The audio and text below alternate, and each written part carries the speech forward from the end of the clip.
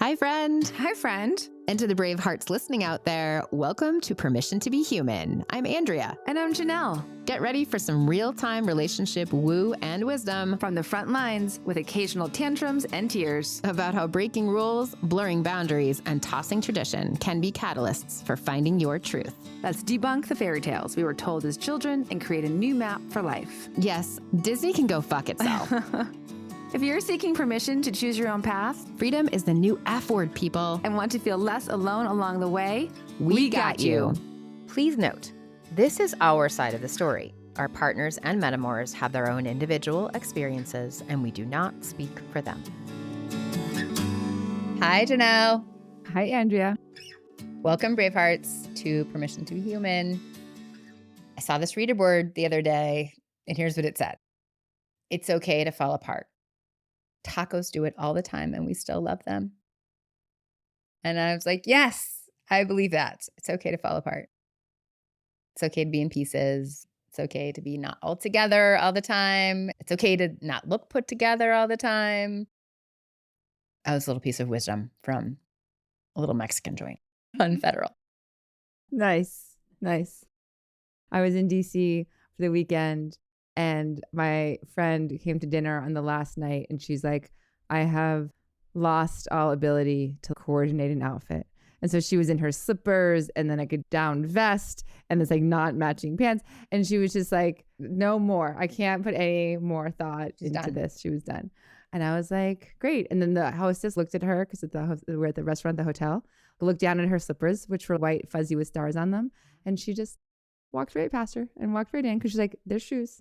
They're counting as shoes. Got Right? it. It wasn't like no shoe policy. A once over, but that's it. Yes. So sometimes it's a slipper in a restaurant kind of day. Yeah. It's just amazing to me how much thought I used to put into what I was going to look like.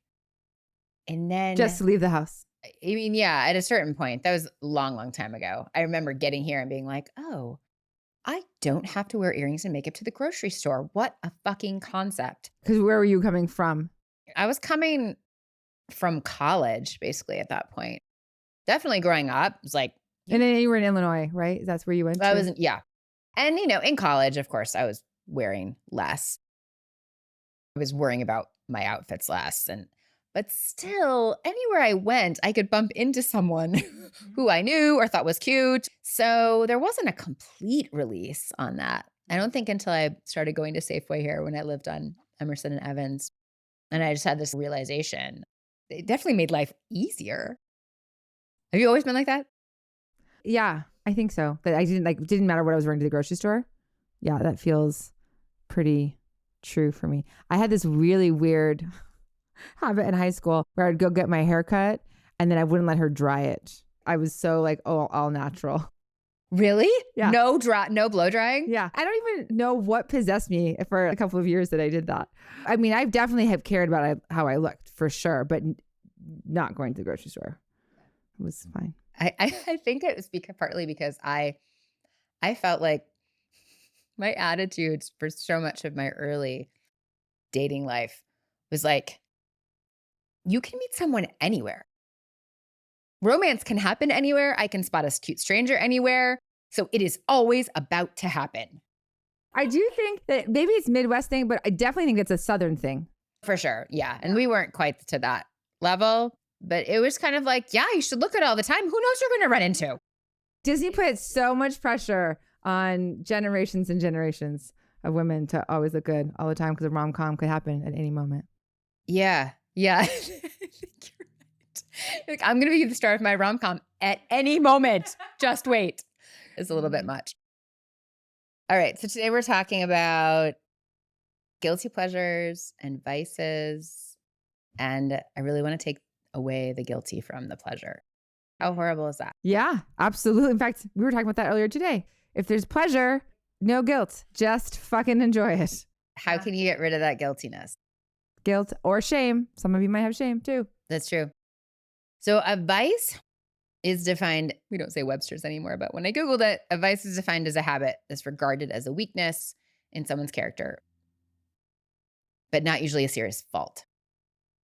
A guilty pleasure, as I said, I don't really like this phrase, is something that we do that we really love that maybe is unhealthy for us. That was the Urban Dictionary definition.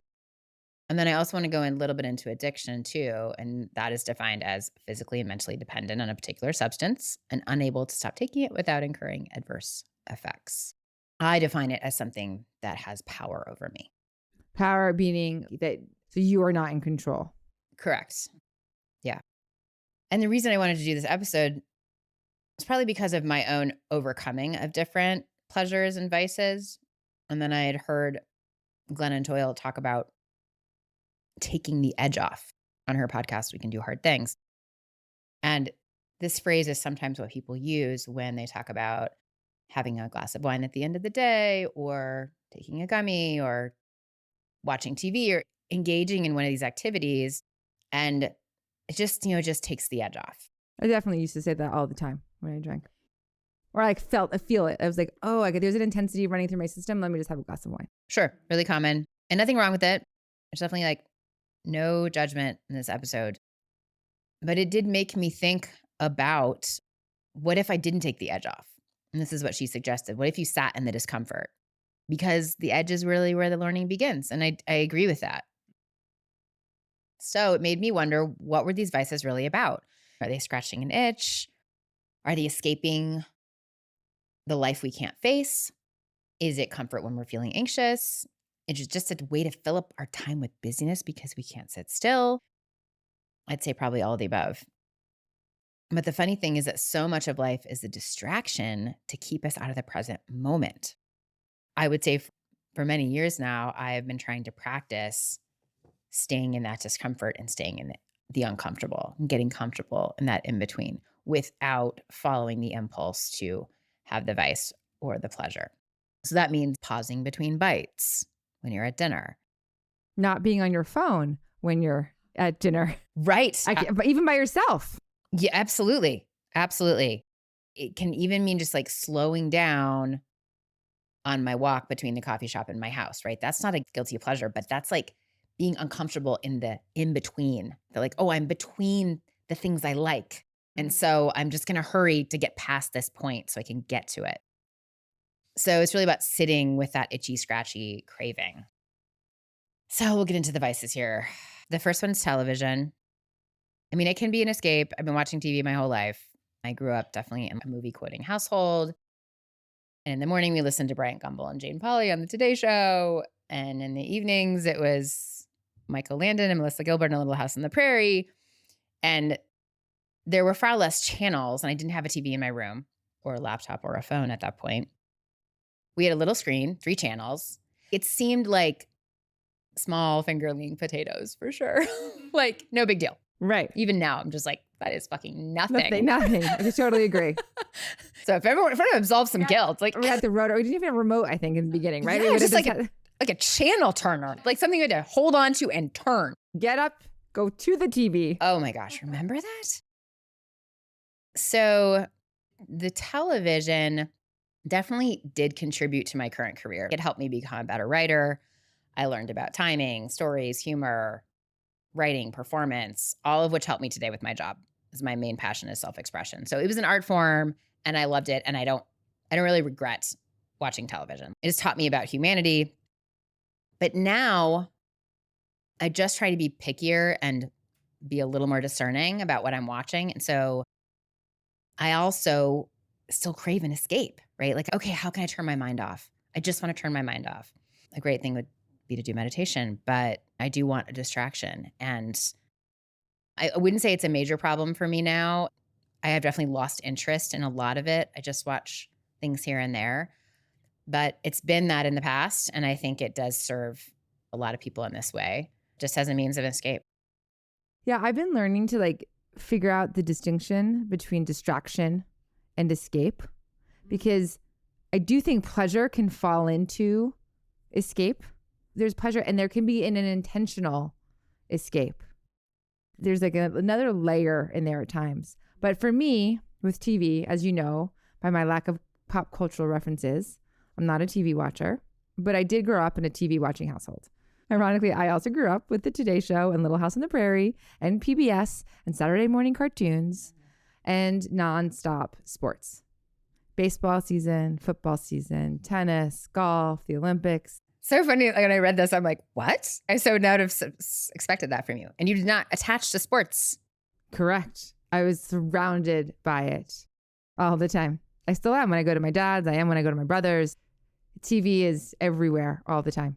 And you played volleyball and you mountain bike. Yes. So this is what ended up happening for me in that realm, is that I became an athlete and I realized that, oh, I'm a participant, not a spectator. And you liked that better. But then I went away to college and I stopped watching TV. I didn't have one in my dorm room and I never had one again. That's amazing. I haven't owned a TV my whole adult life. That was for me. I've had one like in my house because it was an Airbnb. But the reason I don't watch TV is that I figured out that TV is literally like a drug for me. When I am in the presence of a TV that is on, I can't look away. I get totally absorbed. I can't talk to anyone or even notice someone's talking to me. It's like I'm hypnotized. I don't even like eating at restaurants that have a TV at the bar. And if I do, I try to sit at a chair facing away from the screen. I figured this out very early on in college. I remember I found a sticker that said, "Kill your television." And then I bought it and gave it to my brother. And he, of course, put it proudly on his TV that he watched every day. What I figured out was that ultimately I would rather talk to people than watch TV. And so I cut TV out. And that means watching it on my laptop too. I don't have a subscription to Netflix or Hulu or YouTube. I don't watch the TV shows. And there's a cost. There's a cost to that. Like, I'm not distracted by it. And I miss out on a lot of cultural references, a lot of jokes, a lot of being in the know about what's going on. I decided that cost was worth it. But I do allow myself the pleasure of watching America's Got Talent, Britain's Got Talent, and American Idol clips on YouTube. So I don't have a subscription, but I just go and like I look through. And I just love watching amateurs sing and dance. So You Think You Can Dance is another one. And I'm a sucker for the underdog story. Yeah, so that brings me joy. So I can be watching someone sing and I'm like, right. I can so feel happy. myself get so happy. Yeah. But you said something about escape. There's a different layer between escape and distraction. Escape feels more intentional, maybe? Yes. Is that what you're saying? Yeah, that's where I'm at with it now, because sometimes I'm like, you know what? I just was on for a long time and I do need to decompress. And so a movie can do that. There's different ways to do it. And so there's times when I'm looking at my phone and I'm like, oh, I'm just distracted and I'm scrolling. And there's times that I'm like, oh, I know that I'm going to scroll for a little bit because I just need to like come down from something. But I'm aware that I'm like, oh, okay, like, is that 5 minutes? Is that 10 minutes? There's a noticing that I'm trying to pay attention to. So there's a lot of beautiful things in TV. There's a lot of beautiful things. And so some of them are really, like I just said, like I get so much joy out of watching all these talented people on these shows. So it's not like it's all bad. It's just that when the consumption prevents me from doing something else that I actually love more. Yeah, exactly. Okay. I think there is legitimate reason for escape sometimes. You just have to manage it, just like anything else. You're just managing it, timing it, being aware of it. So what's your next vice, Andrea? Well, it's not much of one anymore, but I definitely liked to drink in my 20s and 30s. It was a very social thing for me. I really never had any in my fridge, but I tended to do it when I went out, right? And then it tapered off in my 40s. There was too much hangover. It wasn't worth it. I had a small child. And in Colorado, I was always fighting off dehydration anyway. But I also just never had a big taste for alcohol. I always wanted it to be masked by big sweet flavors. Or I wanted something to make sure that I wasn't tasting how strong it was. And I remember thinking, like, when women would get together in some of my circles for happy hour or white night, and I was just like, why do we have to drink? Why does alcohol have to be associated with this? So I mostly, like, I kind of phased it out of my life, and gummies have taken over as an alternative, sensation. And to be honest, those are also dehydrating, but no hangover, so much better. But I still feel that cultural conditioning because it's so strong. Is like, I still associate having a drink with fun, relaxing, socializing. And even though I rarely drink, I can fall into that trap occasionally if I'm with people and I'm at a bar I just order a drink. And then $13 later, I have a drink and it wasn't that great. And I have a slight headache and we're leaving. And so I can fall into it. And I think it's, it's like anything else. If it's managed correctly, it's fine. But I'm just glad I'm not that interested anymore. So my story overlaps a little bit and then it veers, which is that I also drank a lot in my 20s and 30s. The difference is I loved to drink. I loved the social outlet of it. And I loved the taste of it. Like I loved pairing alcohol to food, white wine versus red wine, tequila versus gin, port versus Baileys, etc. What was the alcohol that fit the moment, the culture that I was in, the meal that I was having? It's something that I really got a lot of enjoyment out of. And in fact, I don't like sweet drinks because it masks the flavor of the alcohol. And coming from an Irish background, everyone I knew drank. Even my grandmother on my Canadian side drank rye. So there's always scotch in the house. There's beer in the house. But I would say it wasn't in excess. My dad would have a beer with dinner every night. And then in my 20s and 30s, like at any family gathering, there was always alcohol. At any social gathering, always alcohol. I had tons of alcohol in my house. It was always around. And I'm very social on alcohol. I like the way a drink makes me feel. I could drink a lot. I've definitely been hungover at times in my life. I remember at my dad's 75th birthday party, we had a big party. He's an identical twin. Hi, Uncle Jim. And we rented a bar, an Irish bar, our friends, my brother's friends, like all the friends, cousins, we all got together. So it was 75th and the twins, meaning my dad and my uncle, we closed the bar down at 4 a.m. Right. Whoa. And the only two cars that got towed that whole night were my dad and my uncle's. And so they were up at 8 a.m. trying to figure out how to get their cars back. And meanwhile, my friend is in his bed, so hungover, dying from trying to keep up. I remember him saying, he's like, I just wish I had some Irish in me. So I was around it, and it was, I'm not going to say that we didn't have anyone in our family who didn't drink too much potentially, but it wasn't, we didn't have any like scary alcoholics. So I wasn't faced with that. But mostly it was conditioned that it was really hard for me to say no if someone was offering me alcohol. And alcohol was always around. And there were definitely moments that I wished I drank less. And sometimes like in my group of friends, some could just keep going like all night long. And then I would hit my threshold. And then it was like, do I keep going or do I stay? And so I was in turmoil at different times. Usually when it got to be the point I was like too tired. So like really tired and it was late night. So it was a relationship that I've had. And it was like, I was always tempering it with how much am I drinking? But I didn't think about never drinking until I met my ex. He didn't drink. And that was totally weird and something for me to navigate. But he tried drinking more and I started drinking less. And we navigated that. And I realized I didn't want him to start. I thought I wanted him to be drinking and then realized I didn't.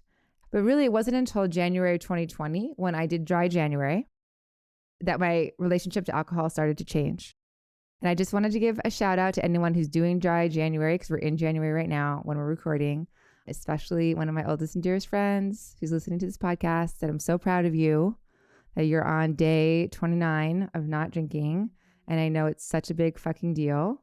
So anyone who is on that road, whatever you're listening to this, it's going to be many weeks later. I hope that you're still doing exactly what you want to be doing and that your relationship started to change. But it wasn't because I stopped drinking in January that I started to drink less. It was because I microdosed mushrooms every weekend that dry January that I did it. And I felt so expansive and elevated that drinking alcohol seemed much less appealing. Totally. Try different things. And I was someone, right, just say no generation. I did pretty much no drugs. Yeah, same. For a long, long time. For a long, long time. Nothing. Because drugs are bad. They're going to kill you. Full stop. They're all in one bucket. Right. Pot is the same as Coke, which is the same as heroin, which is the same as meth. They're all bad. Yes. Total fucking miseducation. Exactly. Of my childhood. I mean, it did keep me off of drugs for a very long time. Probably when I was most impressionable. Same for me. It was, I had my first mushrooms in 2018. So 2020, COVID really helped with this, became the year I started exploring a lot with psychedelics. And what happened over time was that I wasn't drinking as often. It did take me a long time to break the association to wanting to pair alcohol with food. This meal, I want to have this wine with it, or I'm having tacos, I want to have the margarita. So interesting. Now I would say I'm someone who doesn't drink much. Let me just say something about that pairing, though. It's just interesting because obviously, if you're a foodie of any kind and you're enjoying the taste of fish with the white wine, I understand that. And it's just so interesting how, for someone who I don't like the taste of alcohol, and like, don't eat, that's ruining the entire point of the $12 margarita. Honestly, if I would go to happy hour, I would just drink because eating ruins the buzz. And so then what is the point at all? Because it amplifies the flavor profiles. I'm sure you're right. I totally get it. I get why people do it and I get why it's popular. And it really is for me, like, if I don't get some kind of buzz off of the alcohol, then it was completely pointless because I don't like the taste of the alcohol. I would still get buzzed and I would eat. Yeah, it's just like I wouldn't drink enough to get like because the food kills the buzz. Did you never experience that? That's so funny. Yeah. Maybe you didn't. Yeah, I mean, I would still get buzzed. I mean, it's an old, like 20-something sort of attitude. But still, even now, it's like, if I'm going to get the drink, make sure I have an empty stomach. Oh my gosh, that's so funny. That is definitely not my thought process at all. It's sort of like, oh, we're having a meal. This is why I would want to drink. So you don't drink much now? Yes. Because saying I don't drink at all is like too black and white in my system. And I like living in the gray. Oh, that's a good one. Yeah. So like the way I discern when I'm going to drink is this, is when it will enhance a social situation. For example, I'm seeing an old friend and they drink, or we're having oysters and a glass of white wine pairs so perfectly. But then I mostly limit myself to one glass. I find one glass can enhance the magic of a situation for me, and 2 glasses or more, the magic starts to diminish. But if the person I am with isn't drinking, then I won't drink. Tell me more about that. Because it's a social situation, then that's why I'm doing it. But if I'm by myself, then I don't need the alcohol.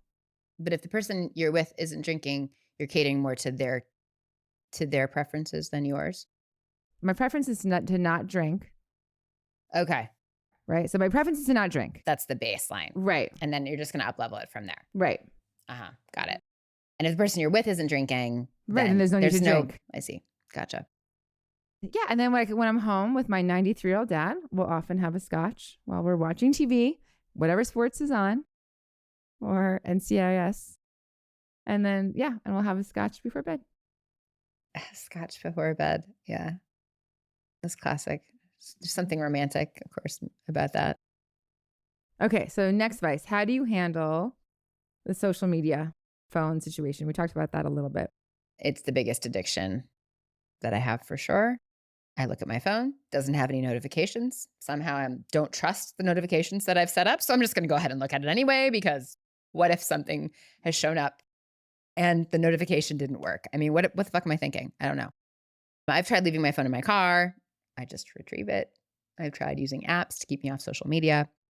Setting a timer for focused tasks does help me stay away from my phone. I was a holdout. I did not plug my phone in next to my bed for probably maybe like around the pandemic is when I started putting it next to my bed. Like I kept it in the other room. I had a little alarm clock. I just felt proud, like not to have it by my bed. And it was a little less distracting. I wouldn't get it on it immediately when I got up. And, that's over now. And the phone's next to my bed. I think just ultimately constantly comes back to the fact that we have to be disciplined. We can't rely on anyone but ourselves to manage these habits. Yeah, I would say it's the worst. It is the thing I'm most addicted to. And when I don't have it, it feels like I've lost.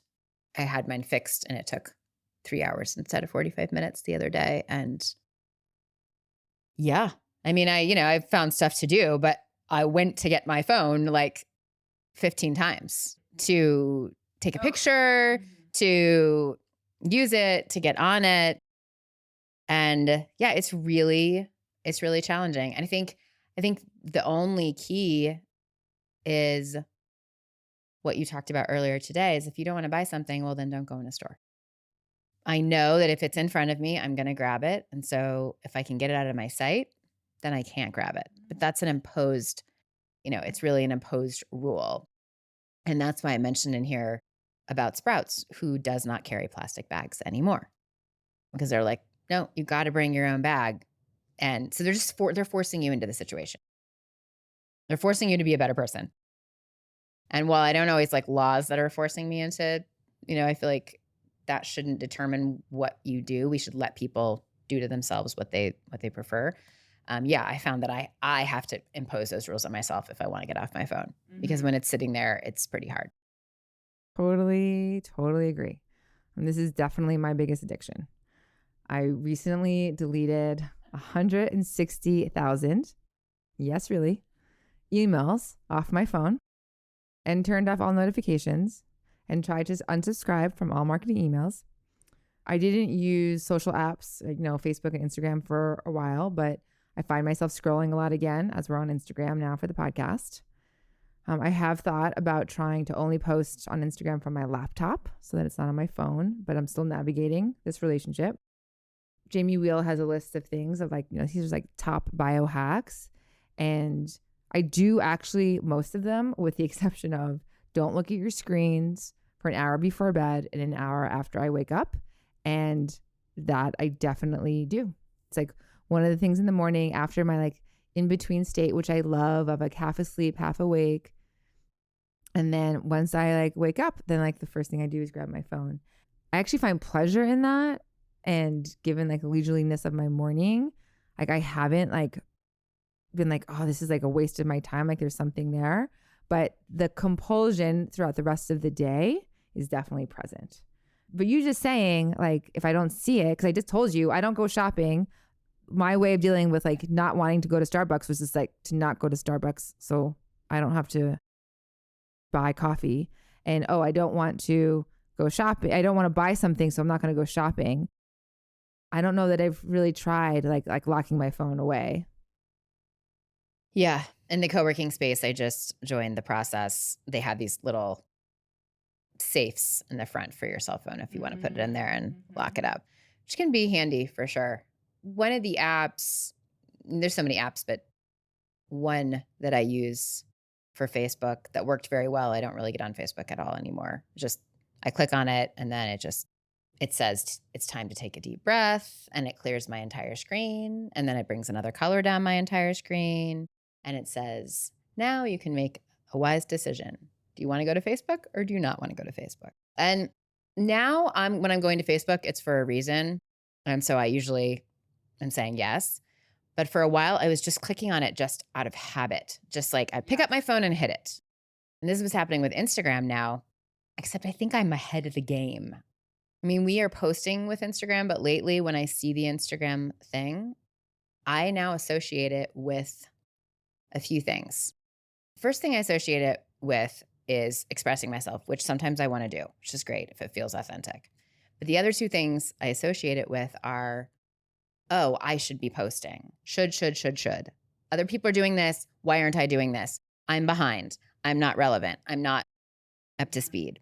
And then Instagram is the new place where I will scroll. Yeah. The scrolling is oh my God, luckily I don't love it enough that I do it for more than 5 minutes, but I'll do it for 5 minutes and be like, oh my God, what am I doing? And then turn it off. Yeah. Feels really lethal. And as a result, I have not gone to it very much lately. But like any drug, it can be really hard to do just a little bit. Right. Exactly. And just so you know, Bravehearts, Andrea and I worked on this podcast for 18 months before we actually published it. And one of the really big hurdles that we had to overcome was that neither of us were on social media prior to doing the podcast. We had both kind of eliminated Instagram and Facebook at that point for years. And it was do we have to be on these platforms? And so it was a real big debate that we had. We were so resistant For months and months and months. I give a shout out to Lucian, who really just sat with us through the turmoil. And it was ultimately, he's this is just where people are. This is where your audience is. So if you want to do a podcast, and you don't have a huge marketing budget, then how are people going to find out about you? And so there's kind of like a reality to the fact of that. And so we have, come up with our best way of being as authentic as we can around it in terms of how often we're posting and what we're posting. But, we're not getting all dressed up and perfect every time we do a reel or stuff like that. But it is, I think I'm just saying this to point out that we didn't make the decision lightly to be on Instagram for the podcast. And you'll see that we don't post every day. Sometimes we don't post every week. And we're trying to make a rule that when we want to post when we feel like posting, when it feels good to us, when it feels authentic. And because there's two of us, we just, we try to trade off a bit. But that's why you might not see us posting all the time, because we don't want to be on social media all the time. Exactly.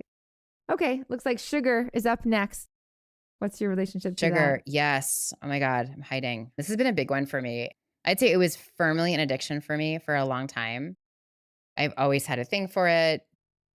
I've always felt guilty for eating sweets because they were bad for me. They would make me fat. They'll give me cavities. They're unhealthy. It's a slippery slope. I definitely consumed some pints of ice cream in my life. That's for sure. But it never was like so out of hand that I needed an intervention or that my weight was a massive issue. But I just knew that it was something that had a little bit of power over me. It was hard to stop. And at some point in the last 5 years, I became less interested. And it was really weird. It's good news, bad news. Like, it's so great because I don't have this addiction anymore. And it's better for my body and it's better for my mood and my ups and downs. But it's also this loss. I used to get a lot of pleasure out of sitting down and eating a piece of pie. And now I just have like 2 bites and I'm like, meh, it's too sweet. I don't want it. I feel like crap. It doesn't scratch an itch for me anymore. And so a few things shifted. Maybe 4 years ago, maybe even 6 or 7 years ago, perimenopause started. And that's when I lost my real craving for it. I still liked it, but not as much. And then I got some wind of the sugar, which is such a duh now, but like, oh, it's not really about the sugar. It's just about me escaping my anxiety or being distracted from my discomfort or my boredom or my loneliness.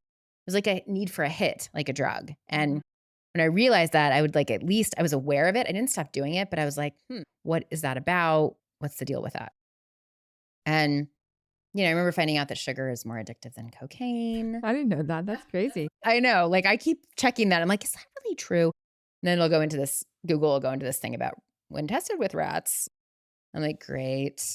And then I lost a bunch of weight in 2018, 19. And that's a whole other story. It was all quite healthy, though. There's nothing wrong with me. My whole body shifted. And I liked that shift. It felt healthy to me. And I wanted to maintain that more. And so that drove me to, I think, start eating more healthily. Did the weight loss come from because perimenopause and you were eating less sugar? No, it's a different story. Okay. No. And now I listen sometimes to Sam Harris. He has a podcast called Waking Up. And he's the host of Making Sense. He's a New York Times bestselling author. He has these moments that are part of his app that surprise you throughout the day to try to bring you back to the now. And his last one, he spoke about just watching and noticing the rise of the craving you might have for whatever it is that is your go-to. And just watching it come up and then sitting with it, sitting in the discomfort. It could be 9 seconds or it could be 7 minutes. But ultimately, just like a thought, that craving is just going to dissipate again. Even if you're trying to hold on to it, it is going to dissipate again because other thoughts are coming in. You're feeling the wind and then your phone rings and then you see a bird, and just like the nature of life keeps things rising and falling. And so he talks about how you have to work really to keep something in your mind. Otherwise, it inevitably falls away. And this concept helped me a lot because when I'm feeling anxious, I try to get to the root of it, doing a body scan. Okay, what is it that I really want? Am I hungry? Am I bored? Am I thirsty? Do I need a walk? Do I need a nap? And you're not always good at it, but if I can try to tease it out and pick it apart, then it brings me back to the now, and I'm not going to do something out of just that kind of old impulse or habit. Yeah. What about you and sugar? This one's different for me. While I love sweets, somehow I missed out on the binge sweet gene. I often think it was because we weren't allowed soda or sugar cereal as kids, although I don't know if that's true. So I can have sweets in the house and I'll only have one small bit of something. I think where my addiction, if I look back on it now, is that I could go for like compulsive eating in a way, which was that if I'm hungry, then I can like eat nonstop. And then I get full. Even if you're not hungry, you mean? Let me just think about that for a second. Like I think it's because I'm hungry. But I think like I could be like, my hunger would be like compulsive and I wouldn't be like, I would like just be eating until it was met. And then I would go past the hunger as well. I see. Okay. But there was also something even like in a social setting where like the eating would overtake my like ability to socialize kind of thing. Like I would just be like so focused on the food. Yeah, that's interesting. Yeah. Yeah. And then as far as, but I've definitely eaten like, a lot of ice cream at one time, but it's an occasional thing. It's not like it's not where the craving is. I think though this is to me, because it makes me think when you were talking about eating, investing in your radiance and eating during the choir potluck last year. Yes. Where you were like so focused on the food you couldn't socialize because you hadn't eaten. Yes. Like that to me is like, it's not an addiction, but like, it's like, there's a power over. Yeah. But it's funny because to me, it just feels like really good self-care. You're just so tuned in to, no, I have to eat right now. The eating is the most important thing. And to me, I know that I was conditioned to think, no blame on anyone. Just like my conditioning was like, food is so secondary to making sure that person in the corner feels good. And to making sure that you look good and making sure that you socialize correctly, like skip a meal, be uncomfortable in your shoes. That is not the most important. And what you're telling me is like, I'm taking care of myself first. And I think that's good, right? Yeah. I hear what you're saying. I think I like hearing that. I'm like, okay, maybe that was what's happening. But I think that there was it still felt like there was something so like compulsive there of like eating till beyond my hunger level. And I think because my weight never changed, like my body doesn't express that. Oh my God, that's so interesting too. Like, yeah, I know I lucked out with that one. But anyway, so I don't know. But like I definitely have a relationship with food that's different now than it used to be, but that where like, oh, I just have to eat everything right now. Yeah. Interesting. So, and like you said, it has a power. Oh, I know what I wanted to say. And this is, okay. Real-time revelations right here on the podcast. Great. Is that I just recently discovered my relationship to pain and then my relationship to pleasure. And that when there's a denial of pleasure that I have figured out that I do to myself if I don't deserve something. But another like more subtle way is if I was hungry and I was out and about and I spoke about this, right? Then I wouldn't go get food. I'd wait till I came home. And so I think really what I was doing was that I was actually like going for so long, not giving myself food that when the food was in front of me, I was in like starvation mode kind of thing. And so in that way, it feels like the self-care I'm doing now is as soon as I get hungry, I'm eating. I'm not waiting until I'm so hungry I can't do anything else. There you go. So you sort of fixed it. Yes. You've resolved it. Yes.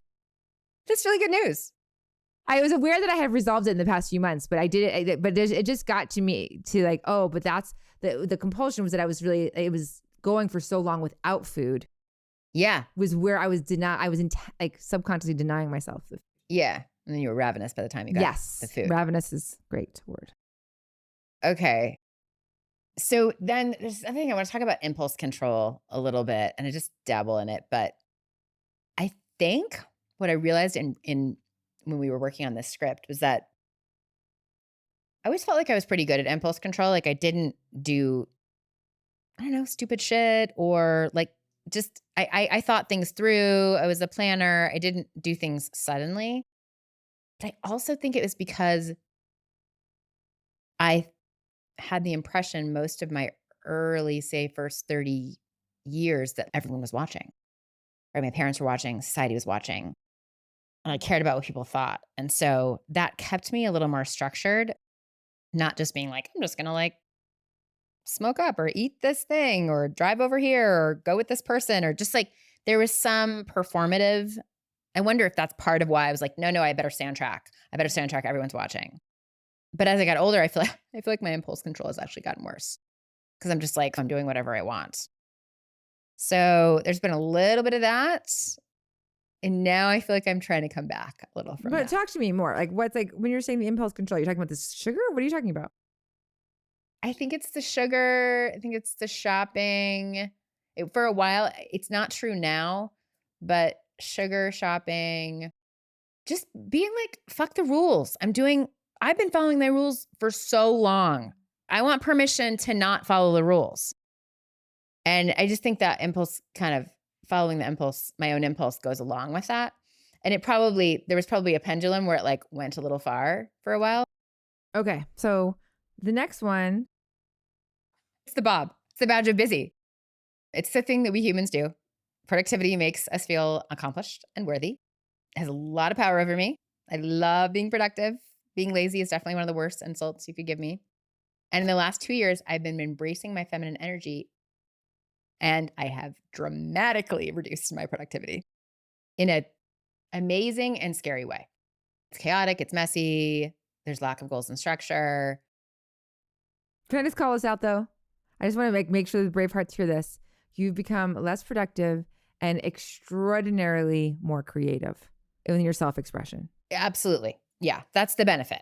No doubt about it. And I actually now can turn productivity into a reward. I go and work on my book or I work on my client projects, which is creative, but I probably won't finish it. And it's kind of floaty and I'll do some of it and I'll chip away at it, but I want to get something done. So I go and do those creative projects. And then my reward is that I get to do the laundry. I get to unload the dishwasher. I get to clean out the junk drawer because I like doing that stuff because it makes me feel accomplished and worthy. So I mean, ultimately though, I would prefer to fucking drop the rope between productivity and worth. And that's why I feel like it is kind of an addiction or a vice because it's good because it gets things done, but at a high level, it can cut out all of the wonder and the beauty and the joy and the creativity from life. Yes. Well, I love hearing how you found a way to dance with these energies. And I also think as a generator, or actually you're a manifesting generator, right? Which is a human design reference. I think it's probably correct for you to find a way to get things done, even as you're in your feminine. I've thought a lot about this since I'm a reflector and I'm watching myself just like remove all distractions, remove all things. And so like there's so much spaciousness and I'm like, oh, but that's correct for me. And I don't think I've been watching you and watching how you've been dancing with, creating spaciousness, being creative and getting things done still feeds your soul. I do agree with you. I'd love to see you drop the tether between worth and productivity, but I think there's something in your makeup that actually to feel good in your system that getting things done is part of it. Yeah. I'm learning to just weave them together now. That's the goal. I went, as we often do, I just went one way really far and was not doing much. But I needed to do that to be like, oh, here's my time to sit around, staring off into space. I'm being with myself. I'm going inward. And that was important. Okay. Let's talk about nails now. I mean, I totally bite my nails. I've been biting my nails since I was conscious enough to bite my nails when I was a child. I definitely have an oral fixation. I see the white and I just see a project basically, and I try to eliminate. I see the white and I like, great, I can do that. It's just a way to stay productive. Even when I'm watching a movie or relaxing or in a pleasure state, then I just get to keep doing, keep producing, keep accomplishing. And I remember having this aha moment with my therapist. Actually, my husband said it first. I have to give him the credit. He said, I think, what I just said.